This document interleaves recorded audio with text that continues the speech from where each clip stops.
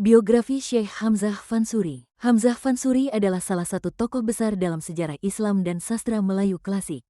Ia dikenal sebagai seorang sufi, ulama, dan penyair yang berpengaruh besar dalam penyebaran ajaran tasawuf di Nusantara pada abad ke-16. Hamzah Fansuri diperkirakan berasal dari sebuah tempat bernama Fansur, yang kini dikenal sebagai Barus, di pesisir barat Sumatera. Tidak diketahui secara pasti tahun kelahiran maupun wafatnya, namun ia diyakini hidup pada masa awal Kesultanan Aceh, sebelum masa pemerintahan Sultan Iskandar Muda. Nama Fansuri menunjukkan daerah asalnya, dan ini menjadi penanda identitas yang melekat padanya.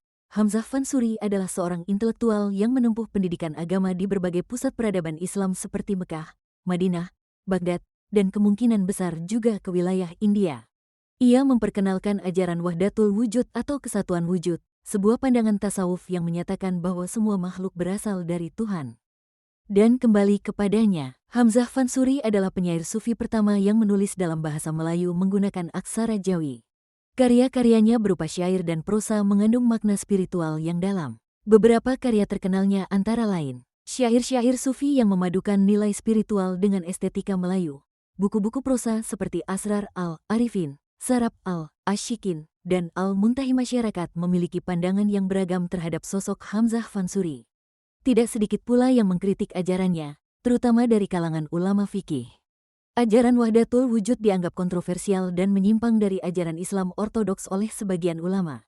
Salah satu penentangnya yang paling keras adalah Nuruddin Ar-Raniri, ulama besar dari Gujarat yang datang ke Aceh. Ia menuduh ajaran Hamzah sebagai sesat dan menyimpang. Akibatnya, banyak karya Hamzah dibakar dan dilarang beredar di wilayah Aceh.